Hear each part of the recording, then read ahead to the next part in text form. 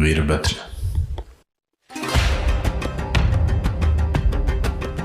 వీరభద్రుడు